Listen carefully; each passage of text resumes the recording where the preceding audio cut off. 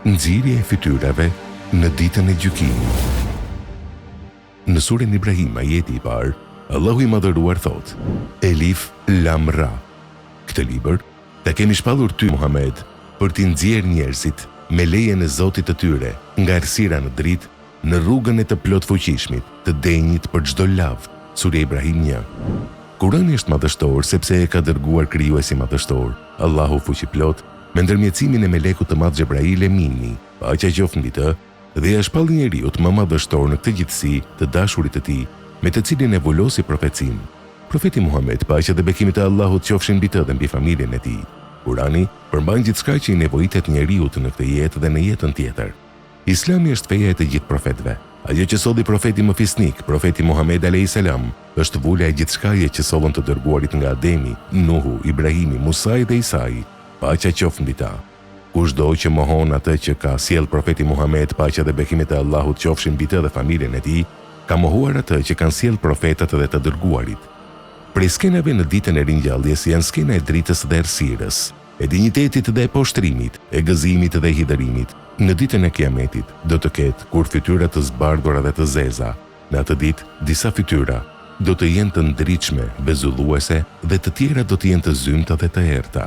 Cilat janë arsyet e fytyrës së nxirr? Arsyeja e parë, mosbesimi pas besimit. Në ajetin 106 të surës Ali Imran, Allahu I madhëruar thotë: ditën e Kiametit, kur disa fytyra do të zbardhen e disa të tjera do të nxihen, atyre që do të nxihet fytyra do të thuhet: vallë, ju mohuat pas besimit, atëherë shijoni dënimin për shkak se nuk besuat. Surja Ali Imran 106. Fjala mohim, kufër, do të thotë mbulim. Çdo gjë që mbulohet errësohet. Të tillë janë besimtarët. Ata e mbulojnë dritën e besimit me errësirën e mohimit. Arsyeja e dytë, gënjeshtra ndaj Allahut plotfuqishëm.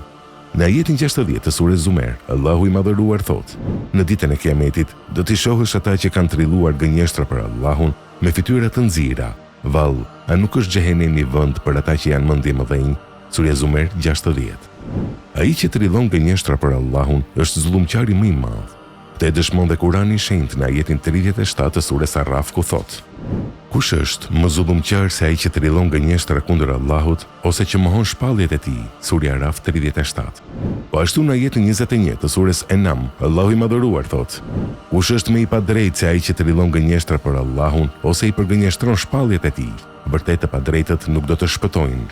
Surja Enam 21. Ali ibn Abi Talib, paqja qoftë mbi të, ka thënë: nuk do ta gjej shijen e besimit derisa të braktis gënjeshtrën në bisedë serioze apo në shaka dhe shakat e rënda. Në një thënie tjetër, ai ka thënë se me fjalën zbardhet fytyra dhe me fjalën nxihet fytyra. Gënjeshtrën për Allahun e trillojnë ata që nuk besojnë.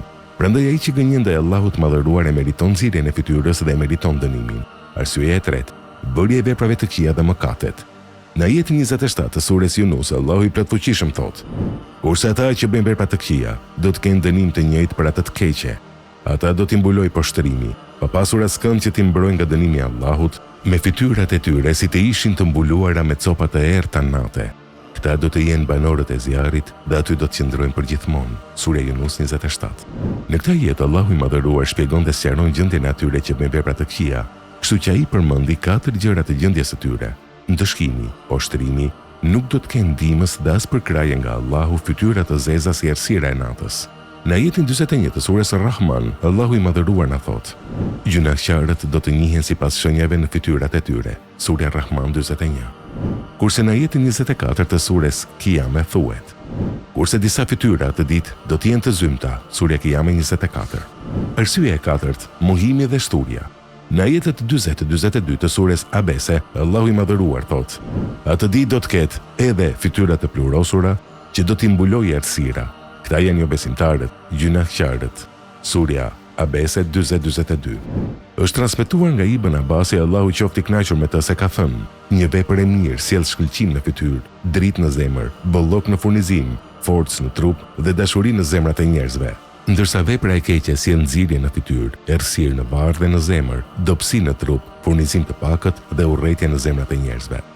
Të dashur vëllezër dhe motra, çdo vepër që kryen njeriu në këtë botë është një gjurmë e madhe që mbetet në shpirtin e tij, e cila do të shfaqet e do të qartësohet në botën tjetër.